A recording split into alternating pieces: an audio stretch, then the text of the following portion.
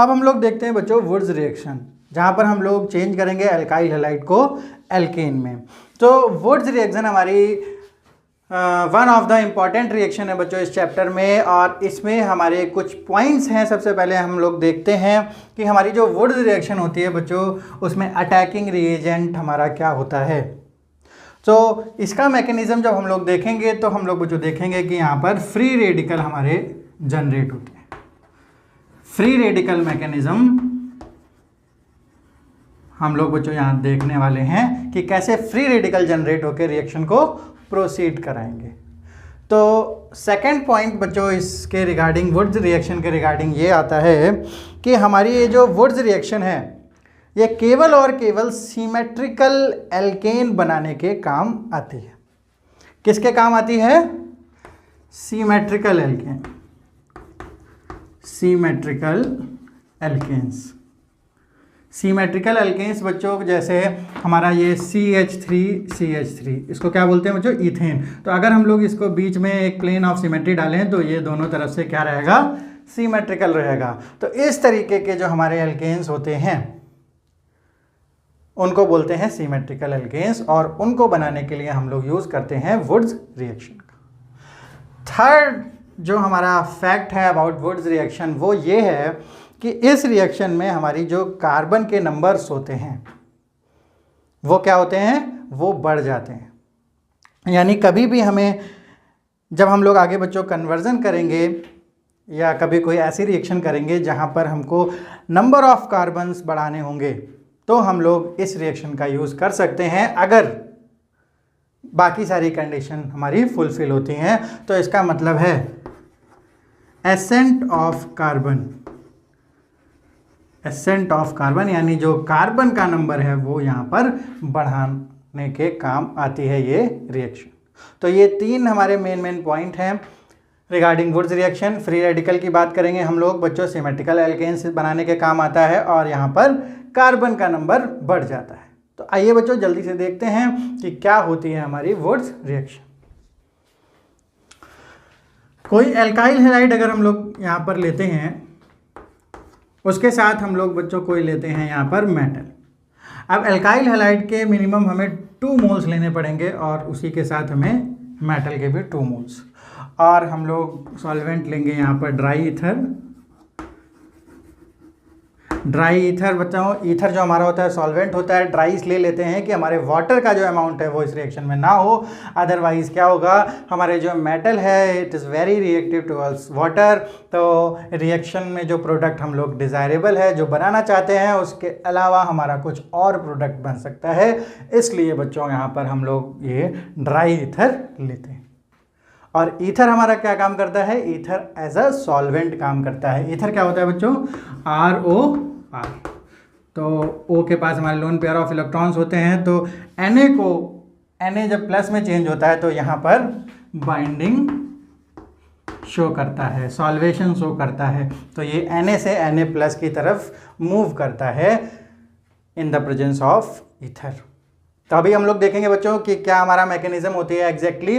तो हम लोगों ने 2 मोल्स ऑफ ले लिए हमने alkyl halide, 2 moles of metal, और यहाँ पर बन गया हमारा R यानी कोई सिमेट्रिकल एल्कीन, और 2 मोल्स ऑफ NaCl सॉल्ट। इस तरीके से हमारी जो रिएक्शन प्रोसीड करती है उसका नाम होता है बच्चों वुड्स रिएक्शन। तो इस रिएक्शन में हम लोगों ने अल्काइल हैलाइड के 2 मोल लिए with metal in the presence of dry ether, and what is the product? Symmetrical alkene and salt. तो अगर बच्चों याद करने के लिए हमें कोई एक इमेजिनेटिव मैकेनिज्म देखनी हो तो हम लोग इस तरीके से इसको लिख सकते हैं। यहाँ पर हम लोग कोई हैलोजन ले लेते हैं, मान लेते हैं बच्चों हम लोग ले लेते हैं Cl, RCl।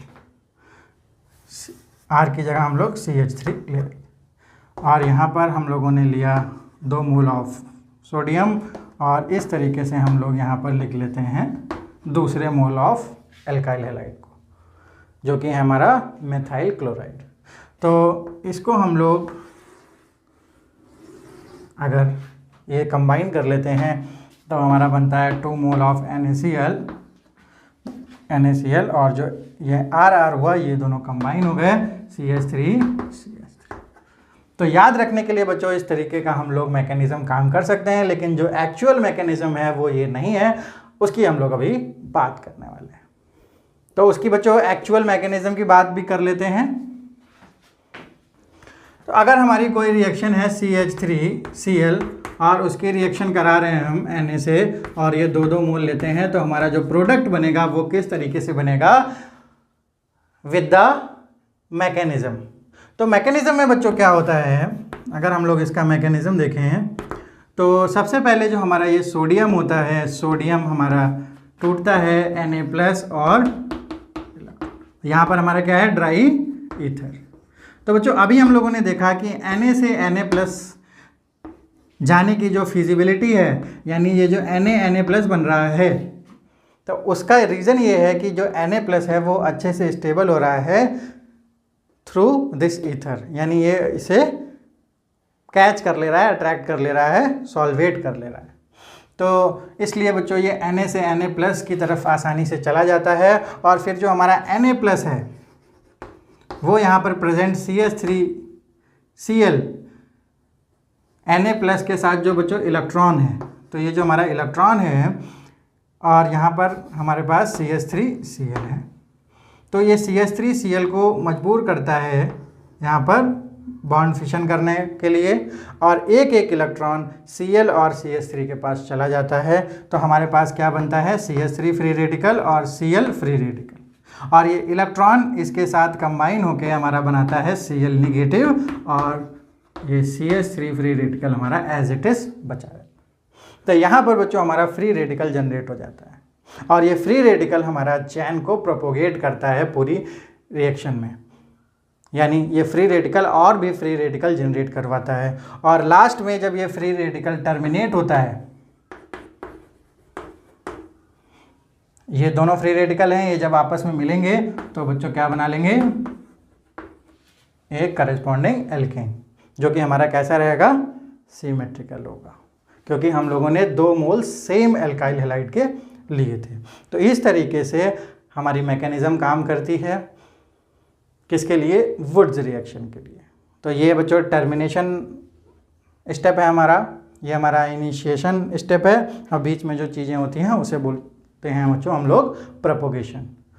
तो इनिशिएशन से लेकर टर्मिनेशन तक ये हमारे कुछ स्टेप्स हैं जिसके थ्रू हमारा प्रोडक्ट बनता है ईथेन, और साथ में हमारा ये NaCl के 2 मोल भी यहाँ पर बनेंगे।